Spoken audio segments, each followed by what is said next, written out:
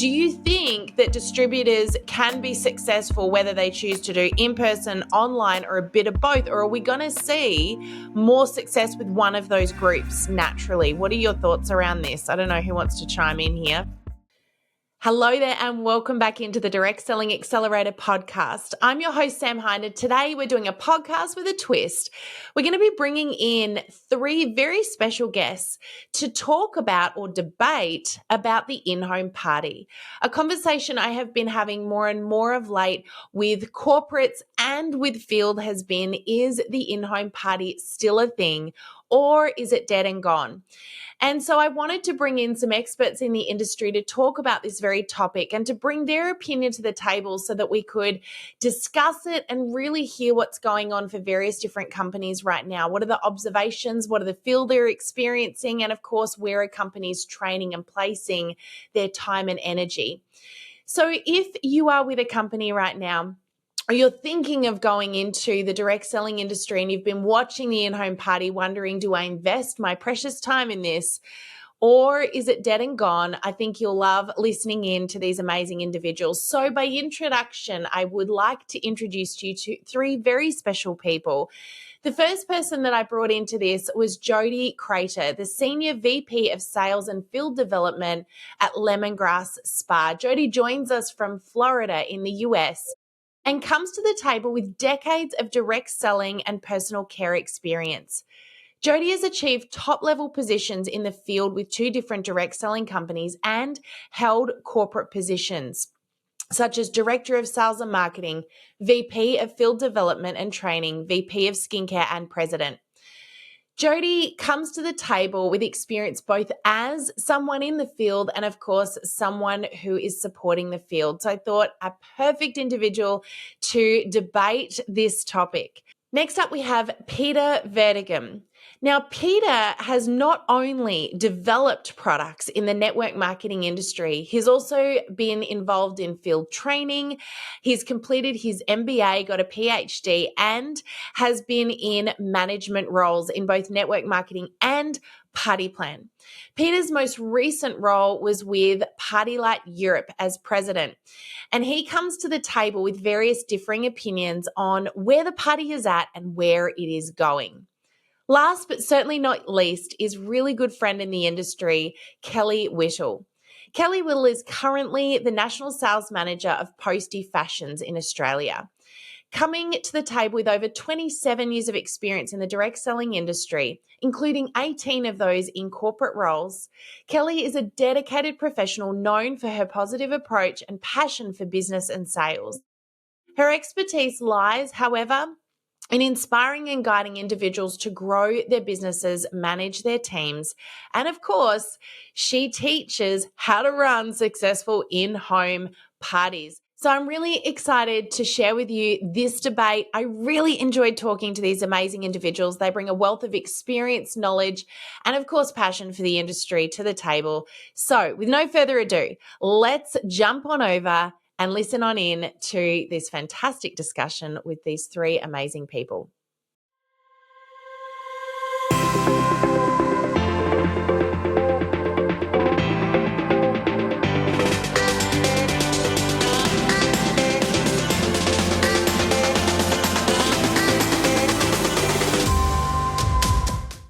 Welcome back to the Direct Selling Accelerator podcast. I'm your host, Sam Hine, and today we've got a podcast with a bit of a difference. I wanted to try something unique today and bring in some amazing individuals to talk to us, well, more so to have a debate with us around the in-home party. So welcome on in Peter Verdegem. We've got Jodi Crater and Kelly Whittle. Great to have all of you. Thank you. Thank you so much, Sam. Now, I've given these guys a little bit of a briefing. This is going to be a bit of a debate today. So I have asked them to be opinionated, but we're not going, no scratching out of eyes, right? We've already had this conversation. Jodi's been flexing the muscles, getting ready. So what we want to talk to you about today is the in-home party. The reason we want to have this conversation is in this industry, it has, traditionally been very reliant, particularly for party plan businesses, of course, on that in-home party. But over the last 4 years, we've seen so much shift and change in this space as we've all had to go online into a virtual environment. Then we've moved to a hybrid. And now we sit here in 2024 in a situation where there is that lingering question. Are we going to be going back to the in-home party, or has the world moved ahead and changed? And I have heard so many differing opinions on this in the last 6 to 12 months.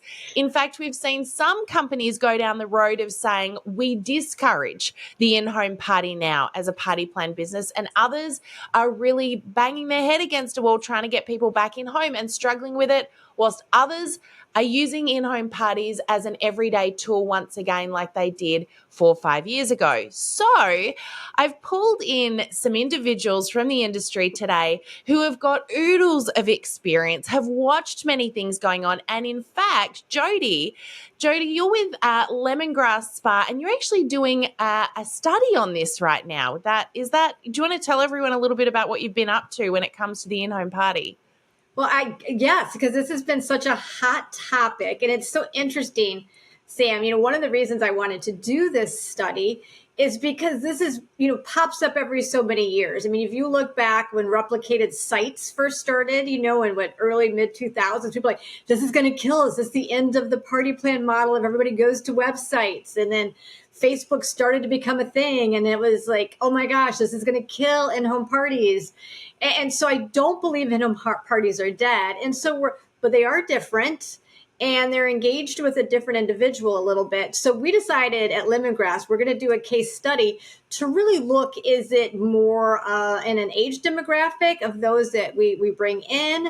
Who in the country, is it different in Wisconsin versus Dallas? So we are just right now testing this ourselves to take a look, and we're finding some early findings that we could talk about here later on the podcast. Yeah, I'm excited to chat a little bit about what you've been finding because, we've already been able to have a bit of a talk about that, and it's been quite interesting so far. And we may have to pull you back in again to share your findings a little later on. But let's jump over to you for a second, Peter.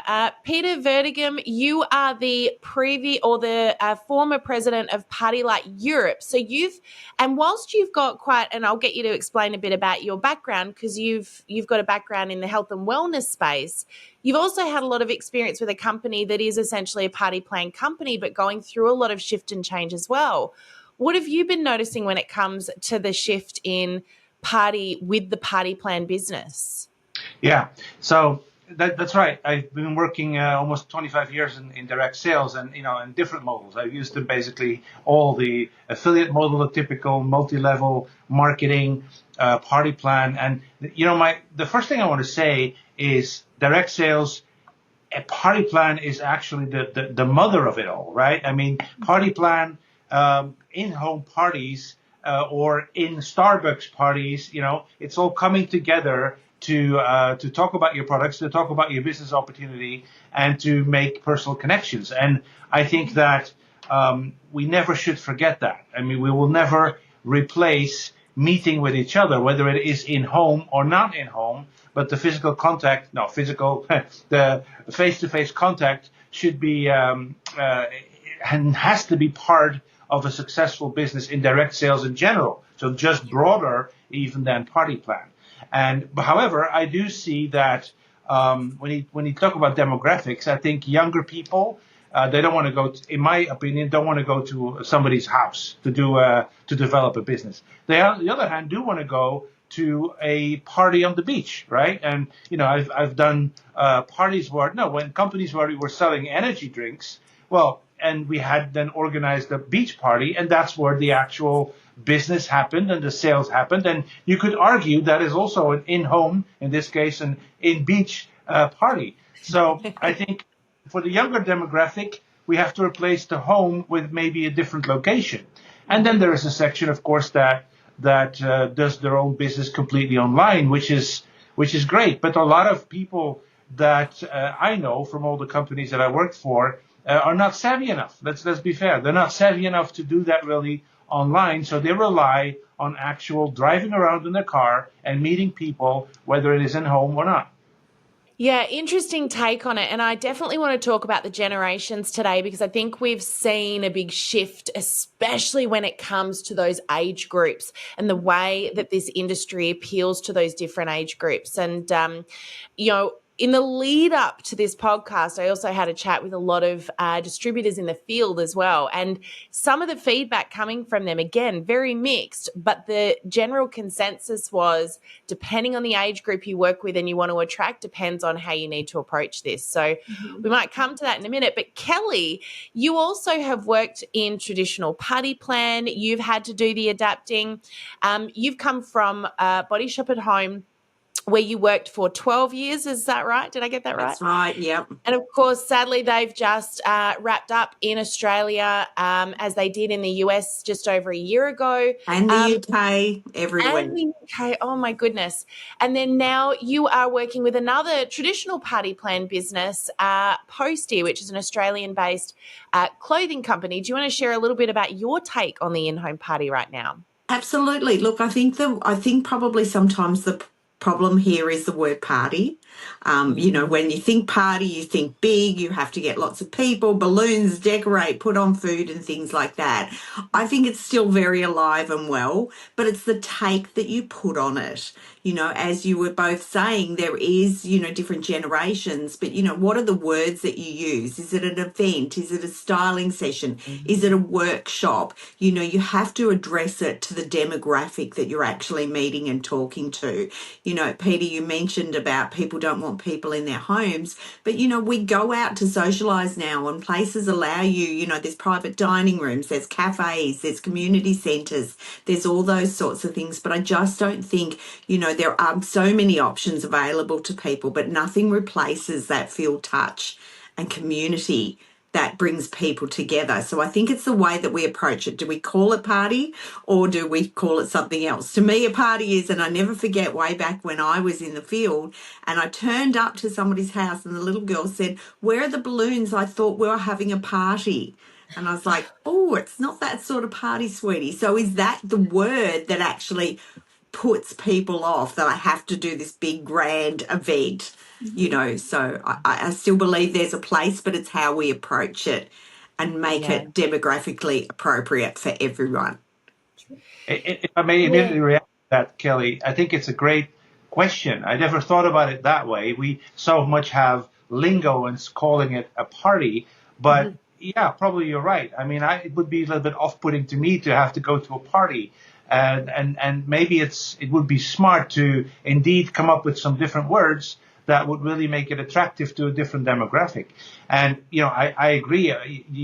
Some products, like my former products, candles or clothing, how can you sell a candle online? I mean, our USPs on the candle is they smell nice. Well, bring that across on an online channel, True. Well, we all had to, didn't we? We all had to bring it across online when we're in COVID. We had to describe the scent, or describe, like working with the Body Shop, I had to describe the feel, the scent, the texture, the benefits. We're all learned because of COVID and what we did. I mean, I come from Melbourne. Okay, we were the most locked down city in the world. Something we're not that proud of, but that's who we were. And we had to adapt. But I think being in that environment, we've got good at describing, but people want more than just a description. I can read a description, I can hear a description, but what I really want to do is touch, feel, experience, be around people. When we've been shut down from people from so much, and maybe it's us here in Australia, we were told we couldn't do anything for so long, and I know everyone went through some stuff. There is that fear of going back and going into people's houses, but there's also that people that really want to reconnect, and it's become, when something's taken away from you, it becomes more important than ever. And that's what this gives. So it's about then the terminology we use, I feel, personally. Well, I do agree. And I think it's interesting you're both talking about the language choices that we use, because years ago, I mean, I built myself personally in the field in the early 2000s, I could just invite people to the name of the, and it would just be like, we're going to look at, wellness or beauty products. And I think today's day and age, everybody's thinking about ideal client, even consultants, even the field gets trained on ideal client and what is your target message. And so looking at just inviting people to be a host, to have a party with some, broad topic doesn't get most people's attention anymore compared to, if you're over 40, are you doing your eyebrows correctly? Those types of things. How do you do your eyebrows, right or wrong, for the over 50 crowd, and come in for 30 minutes and find out, are you doing this correctly? Those are things that would get someone's attention if you're talking to them, and having it a little bit more targeted to kind of create more of a buzz. Because I think the invitee is wanting a little more of a hook to be able to even carve out a couple hours or even an hour or so of their evening. But I do think if you are building that, when we're talking about smell, we have a lot of amazing. Today is National Banana Day, and we've got a couple of really great banana products. That we have a banana brightening facial mask and a banana oil, and if people love the smell of bananas, absolutely love this product. But how would you explain what that smells like? So really, like for our consultants who are doing them, the sensory experience, the sampling, coming in and testing some things, and not sitting around a living room with a catalog and a clipboard and playing some games isn't getting their attention anymore. That's what they're just like, I don't want to go sit at Sally's living room for an hour and hear a whole pitch and play a game. But hey, if I could come in and sample body polishes and smell which one I love and maybe get a goodie, I think that's getting their attention a little bit. And those that are doing that are having, like, I can't replace that online experience with this very targeted type interaction to test and try a product. And I think our consultants that are doing that are having some success with that, even though a majority of ours are doing it virtually. I just wanted to touch on something Jodi said to us earlier before we went live. You were talking about some of the results that you've seen with the study that you're doing around the amount of people, of course, you've just said is a lot less that are doing the in-home, but what are the results that you're seeing from those that are getting in front of people compared to those online? It was interesting when I think for us as skincare and testing skincare, those that were bringing skincare in, people want to try the product or see it or feel it before they put it on their face. And that still has some value for sure. I love what a couple of them that are having really great success in, like, when you're looking at this technology and being able to mirror, how are you taking your in-person event and funneling it to drive your social media efforts, right? Or your social selling efforts. And we're seeing some that are taking this and they've got their QR code. And instead of the bring a friend, because people are not bringing a friend like they used to. Remember, if you brought a friend, you could get a free gift. But if they're coming in and they scan your QR code, they go to the VIP group, they get a little mini something. And I think I'm seeing some really great success for those that are taking that in-person experience and expanding their network and being able to drive that into funneling them into their social media. Which was really interesting, seeing some of them that have really great results so far with their in-home. Yeah. Kelly, you were going to add something? I was just going to say, I agree with that. Like, I'm working in a very different than skincare and things now. I'm working in clothing, which I absolutely love. But even with something like clothing, there's still the experience. There's still the experience of being able to physically touch the fabric, try something on, see how it looks. Like, not everything is bought in sizes that you can fit in or whatever, but getting that guidance. That's the thing. We can all go and shop online for clothes now. We've all had to do it and we do it. But when someone is actually helping you who knows what's going to suit you shape-wise or can give you suggestions on what's going to complement you or how it's going to fit or, a sizing suggestion, that makes such a difference to people in the way they look and feel and build their confidence. So a very similar sort of thing I can explain. I've seen shirts that, I've bought online and got it and gone, oh yeah, didn't really think about it, opposed to, you know, a shirt that it's like this one, for instance. I'm traveling at the moment. I ironed it before I traveled. I hung it up last night and it's just dropped all where the creases were into place. Like, to me, hearing and feeling that fabric makes such a difference to me. I don't want to go into a store necessarily and stand there and play around with sizes and have that, you know, 17-year-old going, oh, that looks great on you. And I'm in my 50s going, oh, so that's not me, you know. I want to just let's just go back to the old school in-home party for a second. Do you think that the nostalgia of the in-home party is something that serves it or is damaging it now? You know, people have got this idea in their head that they've formed from the many, many, many years of that. You know, and we all think probably of the Tupperware party around the kitchen table. That's where my head goes when you think about that in-home party in the 70s or the 80s where, you know, all the mums came together and, you know, had something to eat and talked about how they could, you know, simplify their lives in the kitchen. And I wonder if, you know, that I guess that old school image is what might be doing damage to the here and now of the party. I mean, what are your thoughts around that, Peter? I agree with you completely, Sam. I think it is that case. I mean, if I think about, I've been at, of course, a number of candle parties in my time at Party Light, and you know, the term party, and you think about how it used to be. You come, as Jodi said, they don't take friends anymore, but they used to. But I think people feel almost awkward. It sounds a bit strange, but they feel like awkward because you know you're going to be in a social pressure environment where you're expected to buy stuff. And I think that is something that people shy away from. And also, you know, I do love, if you talk about Tupperware, for example, don't call it a Tupperware party. Indeed, call it you know, some friends together. We're going to cook together tonight, and then, you know, secretly or smartly bring in the Tupperware advantage, and you're going to be able to create a lot of interest in those products. So. Yes, I think it has a negative connotation for a lot of people today. It didn't be that way 20 years ago, but today it probably is, in my opinion.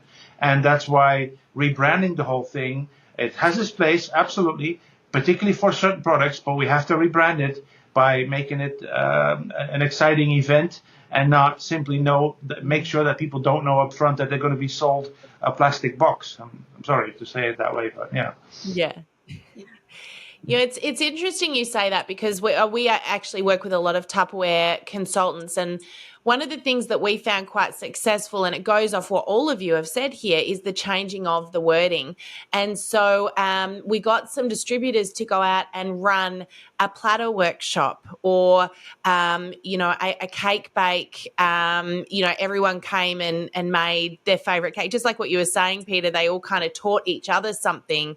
So they all brought something to the table. But working on something that was trending. So the platter was the big thing last year. They were sort of coming in and doing a platter design workshop, show you how to design this incredible looking platter. And of course, then they, you know, as they were doing it, they were using their Tupperware, but they weren't doing it in a way that was, you have to come and buy Tupperware. It was, you know, you can see how I use it. If you want to ask about it, you can. It was kind of a to the side thing, but it was more about I'm providing value first. And I wonder if the mentality of the world that we're in now is it's got to be more value driven now.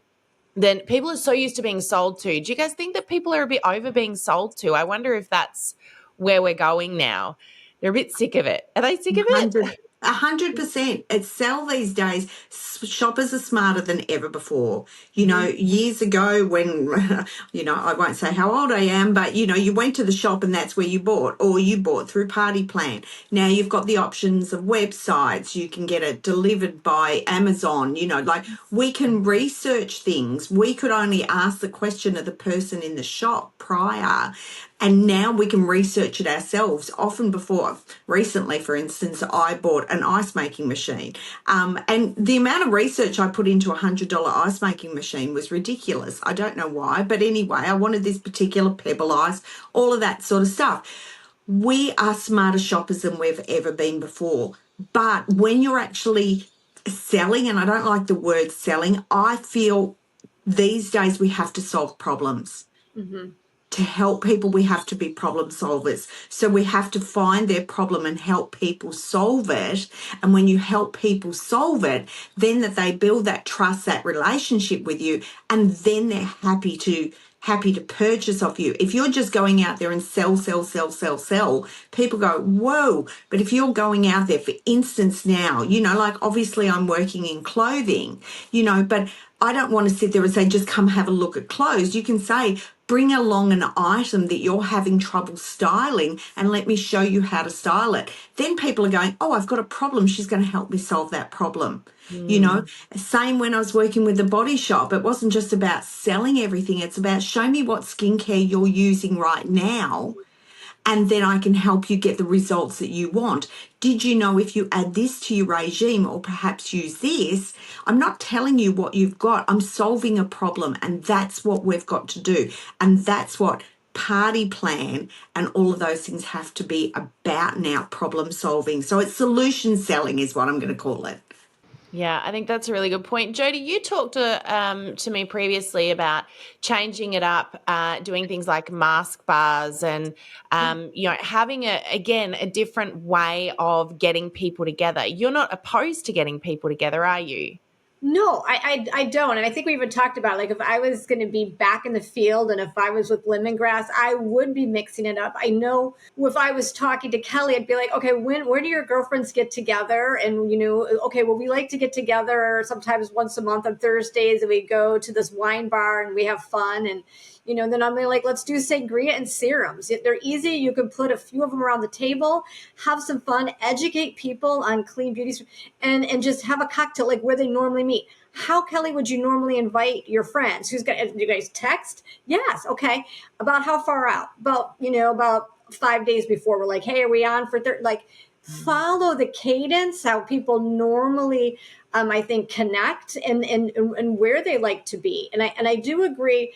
I think it has been a little bit awkward, I think, especially for the younger demographic, to invite people into their homes, especially post-COVID. I think the older demographic is a little bit more comfortable with that, meaning those that are 40s, 50s, and 60s.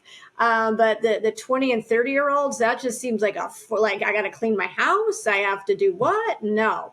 But getting them to be out where they would normally meet, you can easily do, mask and margaritas, and you can do a little hand mask and have a few of them on a table with 4 or 5 women and have some fun like they normally would. And they go home in a short amount of time. Yeah, that's a really good point. And I guess one of the things that we're seeing, and you sort of touched on that there, Jodi, is the pushback from distributors right now.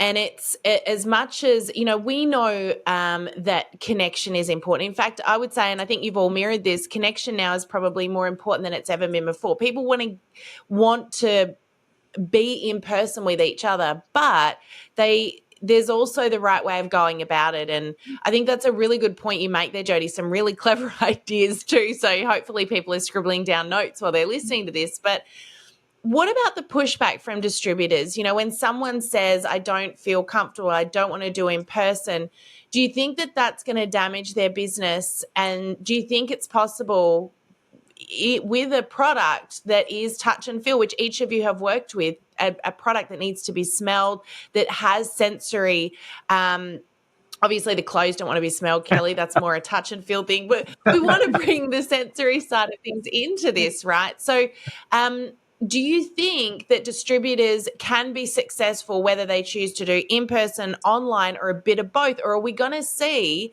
more success with one of those groups naturally? What are your thoughts around this? I don't know who wants to chime in here. First one to yell. Okay. I've got we're all got strong opinions about that. I think we'll take start it with you, Kelly, then we'll go to Peter and Jodi. Look, I think, you have to let distributors work their business the way they want to. They are independent consultants, okay? I'm all for the party as such. I like to call them something different because, as I said, I don't want to have to bring out the balloons. But we know the results are there. You get better results for less work as such. And I do say less work, it's a different type of work. So I'm not going to say that. The results are there that you get the higher sales from there when you get that experience. But people are independent consultants. If they want to, and I've seen incredibly successful people working with the Body Shop at Home that never stepped foot out of their front door, work purely online, and we had a lower price point and were selling 8 to 10 grand a month in Australia just from being at home, doing online and things like that. That's got to be people's choice, okay? But where I'm passionate about is, you know, getting out there with people is really important, but it doesn't have to be. If you get together with a group of 20 people or a group of 4 people, often the group of 4 people will have better results than the group of 20. So if you're not about doing great big things, which not everyone is, I'm an extrovert, that's fine, I accept that, but not everyone is. You know, you do a you, me plus 3, you know, which is your host plus 3 other people, that's 4 people. That's not too bad. That will bring you better results than having 20 people in a room, because you really get to look after those people well. But I'm not saying you can't do it online, because I have seen incredible results that way as well. I just think by getting together is where you also get to broaden your network, by giving that person that thing. When somebody says, oh, I had a great time, or oh my gosh, she told me how to do this, I feel great in this outfit, they're going to go and tell 10 people. When you're online and they get something, they're not going to say, oh, I met this great person online because I didn't really meet them, I bought it online. The conversation stops. It often doesn't. You have to encourage people to digress and expand. So that's where I feel that there's a place for everything, but this is a place where focus should remain. Interesting. Peter, your Yeah, my thought is thoughts? that what Kelly said is right. I mean, you have 2 different ways of doing it, and Party Light is actually a good example, because Party Light had markets where they only had online affiliate model, meaning that people were sending out links, you know, basically what the affiliate model works, and of course also organizing webinars and Zooms and everything else, and then markets that specifically focused on the party plan. So we could analyze those 2 different successes for the 2 different models. And you know, what I saw in the UK, for example, where the affiliate model is prevalent, that you know, mostly women who were affiliates, did a lot of online work, still, you know, tended to go offline and meet someone that they thought was very valuable in the local Starbucks. I said Starbucks for that reason, because, you know, we all know that those kind of public locations is very can be very effective to build a personal relationship. And sometimes you have to assess, am I staying online? Can I then do reaching out to 1,000 people at the same time, which a lot of people think that's going to work, but we all know that that is probably not the most effective way of building a business, sending out impersonalized links to all kinds of people. And then they still went outside to meet with people. And I think when I was in the party plan business, I think when I missed mostly, if you can't really do face to face, you miss leadership development. And you know, I think that a lot of companies don't have a lot of depth or different levels. I mean, some companies have no levels whatsoever, but Party Light had up to 3 levels, so you could become a leader and then earn also some commissions on other people's activities. And that leadership development, in my view, is not possible online. I don't see that happening. You really need to sit down with people, come up with a business plan, motivate them, teach them in things they need to be doing to become stronger in that. And so I think there are 2 ways, and everybody will migrate to one of the 2 ways.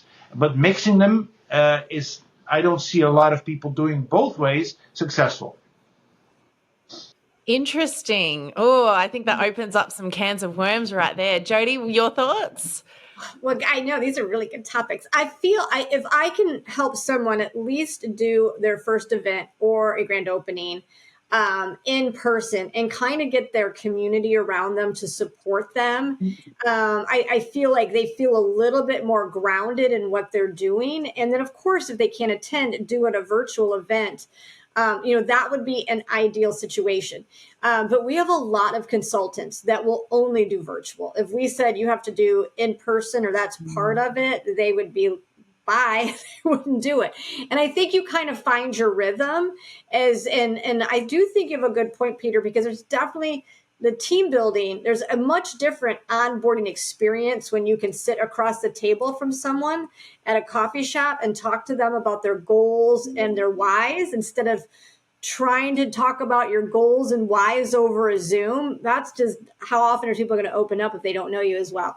So, I mean, that would be the ideal world, at least be able to cut your teeth there, know how to do one. And if you have companies that have, holiday lines or seasonal, I mean, that's where you could turn your host into super host and really leverage the ones that say yes to be able to have an event and make it an exclusive opportunity that they get first dibs to see new products and really go, how do I really elevate them to feel like they have a VIP experience to keep them as my host? So I think there's a lot of room, but I do agree the leadership, we've all been where we've done leadership in person events and building those teams. And it's different doing that online and developing that trust relationship with your upline.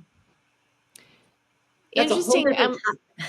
Yeah, a whole different topic. Actually, I want to ask you guys a really challenging question here for a moment. I'm not going to name any companies, but I am aware that there are some companies who have come from a party plan background that are now not only not teaching the in-home party as such or the in-home experience, but they're actually discouraging it because they're trying to move everyone to an online space. What are your opinions? And they're calling it influencer marketing. So it's all about the influencer now. We're training people to be the influencer. And in chatting with one of these companies, the response was, if people want to do something in home, that's on them. We're going to teach people now to become influencers. I want to get your opinions on this because I think this is a really controversial stance in an industry that comes from an in-home background. I think that it is, if I may say, I think it is not possible to push people away from in-home parties if they're really comfortable with that.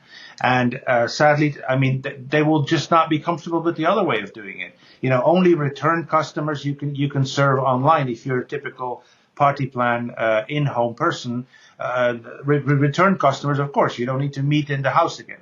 But to actually push people there, it's not the right way. And I think there are maybe some ulterior motives. I mean, a lot of companies are, sponsoring people with free material and everything else if they do a number of parties at home. And, maybe it's just a cost saving also, It's a lot of money that is spent on gifts for the host and all kinds of stuff around it, the balloons maybe, as Kelly wants. But that could be just a cost saving. And that's maybe an ulterior motive.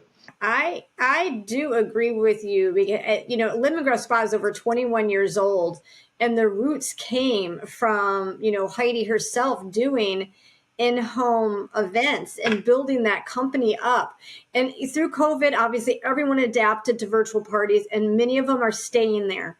But to shift that and tell everyone we're going, we were heading south and never mind, we're going north, I think that would just be like the field will say it's okay right now, or be like, all right, a year from now, it's like deer in a meadow spooked. I think that's where you'll start to see they will go, I'm not comfortable with this. They'll buy into what they're saying right now to see how it shakes out. But I would be really concerned 6 months, a year from now, where are those individuals, because that's really where they feel most comfortable. And those legacy leaders or those legacy sellers that you have that are loyal to your company, that would be a really big risk. Yeah, I've got to agree with that. I think, the industry has been built. Yes, we want to bring in the younger generations. And so for that reason, we need to adapt. But the industry has been built on the legacy of some people who, are handing those reins over. And I think the general consensus I'm getting here is you need to have all things available. Everything needs to be on the table and allow people, I was going to say, I've got a comparison to that, Sam. Like, when you take something away, people crave it more, okay? Years ago, the only way you bought a book was in a book form. You went and bought an actual physical book. And then they brought out Kindles and everything like that, and everyone went online, and all those bookshops closed down. I don't know what it's like in the US, but that's what happened here. And as soon as those bookshops went, we craved books. I love the feeling of a book in my hand. I have all the other things, but I still like a physical book. And now bookshops have reopened. If you take things away from people and say you can only do it this way, people crave the other way. You have to give people options. You go to the supermarket right now and you can either, well, do your grocery shopping. You can shop online, have it delivered. You can go and get it put in your boot. You can go and actually self-checkout, or you can go and speak to the checkout person and get someone to bag it for you.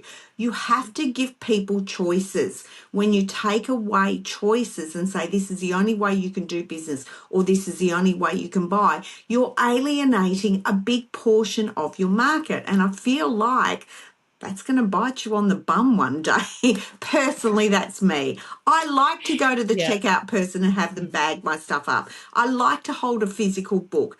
I like those things that you have. You know, it's just options. I think this is a really good point you bring up, and it reminds me of the record, right? Yes. It's making me think, you know, you've got the nostalgia, you've got this, the olden day form. This is what my kids call it, the olden day way of running a party. Well, okay, but guys, yeah, I'll tell you guys a funny story. You'll laugh at this. I'm walking past my kids while we're camping. There's a big group of them, teenagers, the young kids, and they're all listening to music. And they're taking turns on who puts the song on. The kids put a song on. I'm walking past and I hear Video Killed the Radio Star. And I walk past and I start singing the song, Video Killed the Radio Star. And all of them turned around and looked at me and went, how do you know that song? You're old. And I went, how do you know that song? It's older than all of you.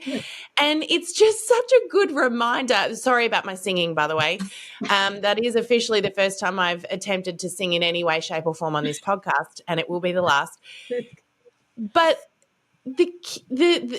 it's a good reminder that these things sometimes are coming back, and I have to wonder, is the party going to make some form of, do we need to keep it there and make sure that we are re-evolving, like you've said, Jodi, with these different versions? And Peter, you said this as well, the changing up the way they were doing it, like the beach party or the masks and margaritas or whatever it is. But do we need to make sure that we're keeping it there, because they could very well make the record comeback, you know, with the record player. Has that come back in the US? In Australia, everyone's spending oodles of money right now on records again. And I'm thinking, I wish I'd kept my family record player. Yes, I wish I had my old Beachy album, you know, for sure. It'd be worth oodles. Yeah. 100. Definitely agree. I don't believe Party Plan is dead. I think it is evolving. I think you also have to give the individual an option if they want to do something with you to save some money. I think a good, whether you call it an insider program or a VIP program, whatever you're using for your host perks, those are ultimately better than any kind of discount program or a 10% off coupon or, you know, refer a friend $10, you know. And so you really want to that's where the biggest value is for someone. So if someone wants to save some money and get a few people together, that's going to be the ultimate reward for them. And then give them a choice. If they're local to you or within driving distance, offer both and let them decide. Peter, you just said something really interesting, and I want to unpack this can of worms here. Do you think, because we've seen a need for many companies to cost cut over the last few years, and one of the things that we're seeing them cost cutting, of course, is the hostess gift, which is the traditional way to lure people into having a party. What are your opinions, guys, on the host gift, the giveaways, the incentive for people to run a party? Has that changed? Or do you think it's a really important part of getting in-home experiences of some sort, in-person experiences happening still? I think it is. It's been traditionally there, and you know, of course, it's changing. Ideally, I would say a host should not need a gift to host a party because it's her business, right? That is the thing. But we spoiled them. At my company, we spoiled them because we've given more and more. And then when parties go down and number of people go down, the gift got bigger and bigger to kind of incentivize them to even do a party. So I think that has cost quite a bit of money, and we should look at that again. And if the host cannot be interested to do a party without the gift, yeah, I'm sorry, but then you're not a business person in our company. I'm sorry. Yeah. Look, if you're solution selling, I think a host reward is a bonus. They are, I would say things like that are a tool, because you do have an inexperienced field that don't always know how to do these things. You need to give them tools, and that's what the host reward is all about, or whatever you call it, is about giving them a tool to bring up the conversation and incentivize a person. But if you are solution selling, then that should be enough, that sort of thing. I get what you're saying there, Peter, but it gives our inexperienced field, or it gives that hook as such. And when you are going into a person's home, you are going into, you're meeting the most important people. What you're saying to somebody is, can I meet your very dearest friends and family? That is really, and come into my house, that is really a very personal thing. So to me, a host reward is a real beautiful thank you to saying, thank you for introducing me. So here's a bonus, here's 50% off, or here's a $50 for you to spend, or here is a product as a thank you for letting me come into your most personal space, or even if it is out or something like that, and introducing me to your most nearest and dearest people in the world. This is a gift of my appreciation. So it has multiple purposes, I always think.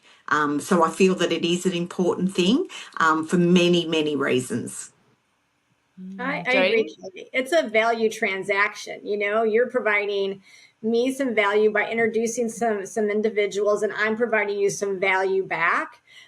We did away with our booking bonus. We used to be, if you booked a party, the company provided a booking bonus. And that, I think those were things that we didn't need to do. We give our consultants tools where they have little minis and samples and things that they get. And they got creative on their own to be able, because again, it was something we had to balance. But we've kept our rewards program the same, solid. And we don't overspend for host gifts, but we do kind of mix it up and have some fun with it. So, occasionally we have some that we have like staples throughout the year, and those hosts will come back and book once or twice a year for our consultants, which is great, whether they do it virtually or in person. So I do agree, Kelly, that they have some value, especially for those newbies that don't know how to offer it, and be able to have something special to give someone if they're not skilled. All right, I want to touch on generations now. I think this is probably the big elephant in the room here, because yes, you've got a group of people who are familiar with the party. They've done it for many years. They've been, all of us have been to many parties, but we're seeing a younger group of people coming through. And my question is it possible to attract the younger generations with the party, or is it simply a matter of they're out and we need to come up with some new ways to sell or to make this industry appealing to those younger generations? What are your thoughts? Maybe over to you, Jodi, on this one to kick it off. Yeah, I mean, we look at it's interesting. Even though we look to attract a younger demographic, we're still attracting into that 40s that are coming in and joining. We do have some that are in their 20s and 30s. And kind of finding out when we're talking to some of the younger ones, the ones that are doing in-person events, like I mentioned earlier, the thought of even a hostess packet is like, why would I want to do that? I just need to show them some products and give them a date and say what I'm doing, and they're going to get together. So I think even the tools that the younger ones are asking for is like overwhelming, to do the hostess coaching, so like if we enroll somebody who might be 45 that's been in a party plan, they're going to be like, where's the hostess coaching and the hostess packet? And 29-year-olds like, why would you need all that? These people already know how to get together. I don't need that. So it's very interesting, not only in how they respond and who we're attracting and what they're doing, but the tools that they're either using or not using. And I found that in my survey. Some of them are, when I said, are you sitting out a hostess packet? They're like, no, why? Like, why? So, but again, if they've used the product, but it's not only just what's attracting them to come in, it's what tools are they looking for, and they're not looking for those overwhelming. That's almost like, drinking water from a fire hose. If I tried to teach some of them like how to use a hostess packet and put a bunch of flyers and forms and things in it, they would be like, what? Interesting. Peter, what are your thoughts around the younger demographics and the in-home experience or the Yeah, party so my experience? thoughts are for the younger demographic. Yes, there is a way to do it, but I take it out of the home. To me, I heard the lady say, I got to clean my house. I got to do this. I don't want to have a bunch of people at home. Yeah, if they want to have a bunch of people at home, they want to have a real party with booze and loud music. But to set that for a selling party, which what it is, let's be fair, let's call it that way. If you bring that to locations where the young demographic naturally flock to, and I gave the example of the beach party. If a company organizes an energy drink and you actually have a beach where you just bring up some people together, you bring in a stock of energy drinks, you maybe even have music, a DJ, whatever things, and then you can't do it for one host, obviously, because then you're too small, right? You got to combine different people together at one spot. Hey, the young kids will show up. They will show up. They have a fun night. They talk to each other. And by the way, during that process, you can educate them how they can do that themselves, be popular among their friends by organizing a party on the beach, and at the same time, get a commission on the sales of those energy drinks. I mean, that is a new way of thinking the in-home or out on the beach type of party, right? So I think there is absolutely a possibility for the younger demographic. But the older demographic, yeah, clear. I mean, the older demographic is much more comfortable. I'm living here in Florida in one of those big complexes, and there's perfect space here. There are a lot of people of the older demographic that are coming together every night at the communal area here. Flocking around the pool. Hey, it's perfect location if the condo association would allow it. I'm not sure, but if they would, then it would be a perfect location to do an older demographic party, right? So you have to tailor it to the people that you want to reach. Absolutely. I think that's Kelly, the words, isn't it? Tailor it to the people that you want to reach. Really, what do they want?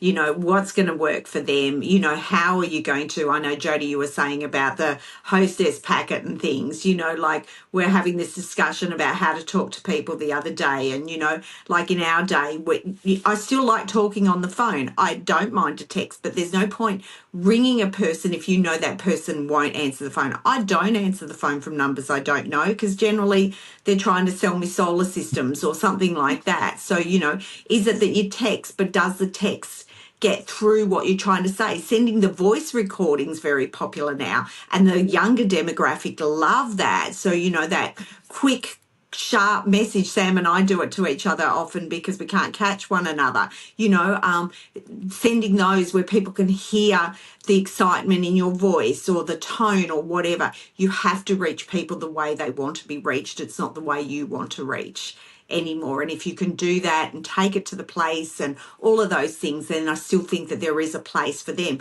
But you know what? If the older generation still want to do it, who cares? They're great too. They've got the more disposable income sometimes. We just work with people the way they want to be worked with. Adaptability, I think, is the key here. True. I think, I'm getting the general consensus here from all of you, and I know that you all had very differing opinions when asked this question online. But it's funny how everyone's kind of come together and gone, do you know what? It's just about making it all available, adapting it to the right person, making sure that everyone has a way to adapt the business to them and their lifestyle. And of course, they need then training on how to offer an opportunity that suits the customer. And, it just comes back to good quality sales and marketing, doesn't it? And customer service. What does the customer need? What does the customer want? How do I meet them where they're at? And how do I build a business that also works around me and my personality and what my skill set is? I feel like this is the general consensus across the board. Would that be fair to say? Yeah. And look, no one scratched any eyes out. I'm actually a little disappointed. I was waiting Oh. for like a bit of a, you're wrong. No one did that. And I think that's the thing. Nothing's wrong in this business. I think that's the No. problem. Well, not a problem. That's the good thing. Nothing is wrong. What you just need is people that want to give it a try and give it a go, and it really can suit everyone.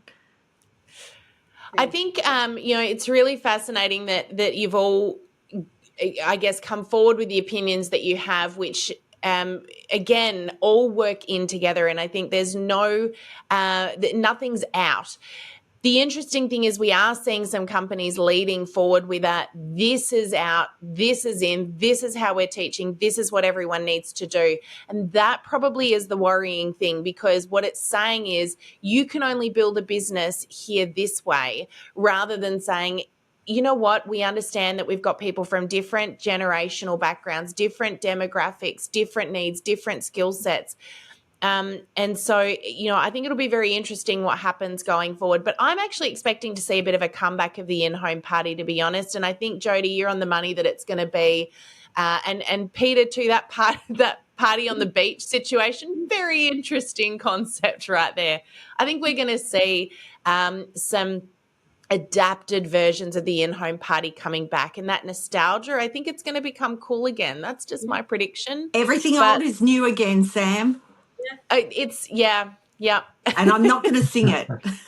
No, don't sing it. I think that's probably the worst thing that happened on this podcast was my singing. But look, thank you all so much for coming in and joining us today. I really appreciate you all sharing your thoughts and your opinions from all different, not just backgrounds, but also, I didn't mention at the start, we've got both you, Jodi, and Peter are joining us from Florida right now. Mm-hmm. And we've got Kelly and I in Australia, so we're at opposite ends of the globe, but we're all coming together to support an industry that we all love very much. So thank you so much, all of you. It was great chatting, and I appreciate you bringing your opinions to the table. Any final thoughts, though, on the party just before we wrap up and jump on out? Where do you see it all going moving forward, Jodi? Well, I think it's just collective adaptation to what is, being able to bring the online and offline a little bit together, like what we were seeing. And again, the same thing. They are craving those connections. It's just going to look a little different, and I don't believe Party Plan is going away anytime soon. I don't think it's going away either. I see it clearly declining, but there is going to be and remain a product category you can simply not sell online. I cannot say this candle smells great and then expect people to believe me on my blue eyes.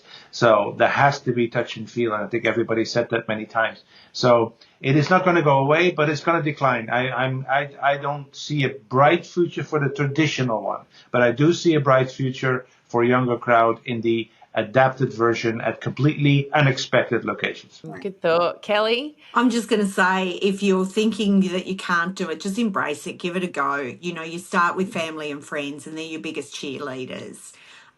Get out there. You might actually find you love it. And to be honest, I am an extrovert, and that's okay. But my very first party I needed 2 champagnes before I even started. And I was nervous. I was around family and friends, but I was nervous because I didn't know if I did know my product, and I still don't know the names of things. But they were my supporters, and they were here to support me and find out more, and they loved it, and I built a thriving business. And if I didn't have those supporters or believe in myself and give it a go, I wouldn't be here talking to you right now. So, I think, dip your toe in, give it a go. All you can find out is, it's something you learn from. Oh, I love it. Well, thank you all so much for joining us. It's been really interesting chatting about this. I'm glad that we managed to pull you all together, and I think the general consensus here is the party is not dead. It is evolving. It's changing, and I'm really excited to see where it's going. And in every conversation I've had, and there have been many over the last few weeks about this topic, the general consensus is it's got to work for the person running the business, and it's got to work for the person who's buying the product. And I think that's pretty much what we've all come forward and said here. So I love that. Thank you all so much for joining us. Jodi, I'm really looking forward as well to hearing the results of your study. So I think we're going to come back and maybe reanalyze that, because I don't think this conversation's over. But again, thank you so much. It was great to have you all, and thank you to our beautiful listeners. We'll see you all on the podcast again next week. Bye from all of us. Thank you for joining us in this episode of the Direct Selling Accelerator podcast. If you love listening and you found that this was helpful for your direct selling business, please like and subscribe to our YouTube channel. You can also check out the recommended video that's popped up on your screen right here. I look forward to seeing you again next time. Bye for now.